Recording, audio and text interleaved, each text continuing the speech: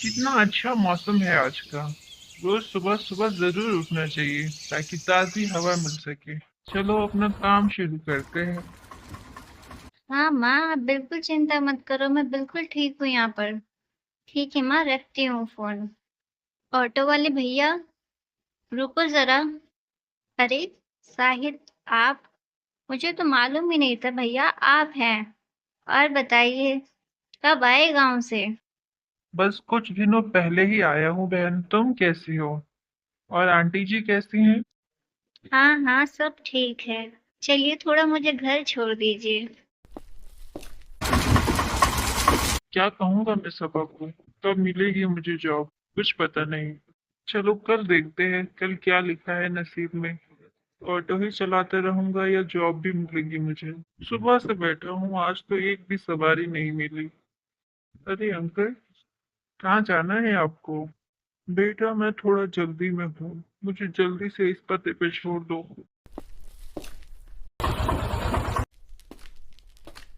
अरे अंकल जी, किधर गए अंकल? तो कहाँ ढूंढूं इनको? इन्होंने तो अपना बैग मेरे ऑटो में ही छोड़ दिया। बेचारे अंकल परेशान हो रहे होंगे। ऐसा करता हूँ, मस्जिद में जाकर अनाउंसमेंट करवा देता हूँ।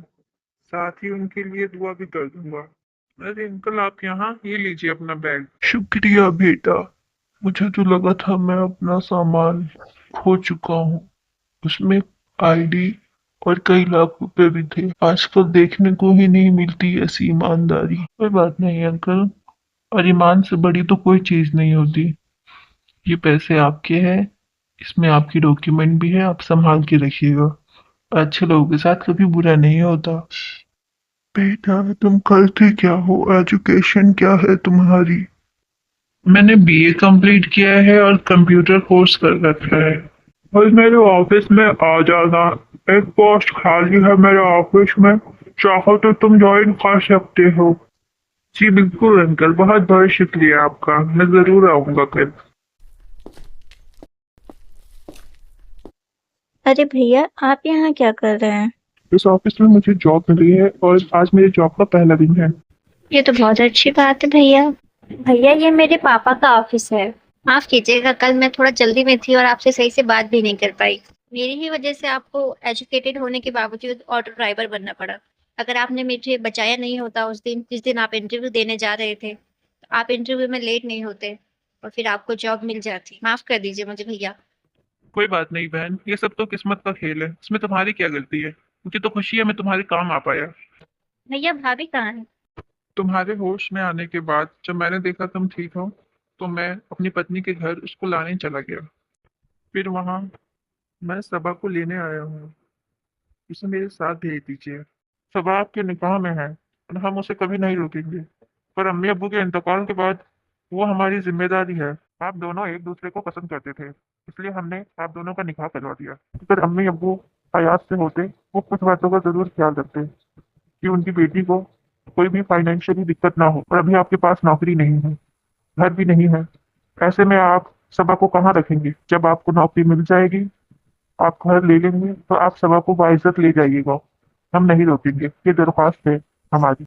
आगे जैसी आपकी मर्जी। इससे आप पे भी प्रेशर नहीं पड़ेगा और आप बेफिक्र होकर काम ढूंढ सकते हैं और बेफिक्र होकर अपना काम कर सकते हैं। आप बिल्कुल सही कह रहे हैं। मैं कल ही शहर के लिए निकल जाऊंगा और फिर तभी वापस आऊंगा जब मैं एक अच्छी नौकरी पा लूंगा। तो ये सब हुआ उस दिन। बेटा, आ गए तुम। मैंने सब कुछ सुन लिया है। तुमने हमारे लिए इतना कुछ किया, मेरे बेटे की जान बचाई, मेरा इतना कीमती सामान मुझे लौटाया। तुम बिल्कुल चिंता मत करो, नौकरी तो तुम्हें मिल ही गई है। अब बचा घर, उसकी तुम बिल्कुल टेंशन मत लो बेटा। वो मैं अरेंज करवा दूंगा। नहीं नहीं अंकल, इसकी कोई जरूरत नहीं। आपने नौकरी दे दी, इसका बहुत बहुत शुक्रिया। मैं बहुत मेहनत से काम करूंगा। बेटा ये मत समझो कि हम अपने एहसान का बदला चुका रहे हैं। वो तो मैं कभी नहीं चुका सकता जो तुमने हमारे लिए किया है। घर तो हम अपने सभी एम्प्लॉय को प्रोवाइड करवाते हैं, और तुम तो हमारे लिए खास हो। बेटा ये घर रख लो, और आने जाने की सहूलियत के लिए एक गाड़ी भी रख लो। तुम्हें आसानी रहेगी। अगर तुमने मुझे मना किया तो मैं समझूंगा कि तुम मुझे अपना नहीं मानते। ठीक है अंकल, अगर आप इतना ही कह रहे हैं तो मैं रख लेता हूँ। अस्सलामुअलैकुम भाभी, कैसे हैं आप? हाँ अल्हम्दुलिल्लाह, यहाँ सब ठीक है। वहाँ आप दोनों कैसे हैं? जी बिल्कुल। इंशाल्लाह हम लोग आएंगे वहाँ आप सबसे मुलाकात करने के लिए। ठीक है भाभी, अभी रखती हूँ, फिर कॉल करूँगी। अब्बू, कल किसी अंकल के ना 100 रुपए गिर गए थे। मेरी दोस्त ने उठा लिया और उस अंकल को वापस भी नहीं किया। ये तो बहुत गलत बात है बेटा। अगर उसने उठा लिया, आपने देखा, तो आपको अपने दोस्त को समझाना चाहिए कि अंकल का है, अंकल को वापस कर दो। और उसको बोलो, अगर आपने ये अंकल को वापस नहीं किया तो मैं अंकल को जाके बता दूंगा। और बेटा, कभी भी किसी का सामान उनकी बिना इजाजत के अपने पास नहीं रखते। वो उनकी अमानत होती है और कभी भी किसी की अमानत में खयानत नहीं करते। हाँ बेटा, आपके अब्बू बिल्कुल ठीक बोल रहे हैं। कभी भी किसी की अमानत में खयानत नहीं करना चाहिए। जी अम्मी अब्बू, मैं कभी भी किसी की चीज बिना पूछे नहीं दूंगा और अगर कभी मिल भी जाए तो लौटा दूंगा।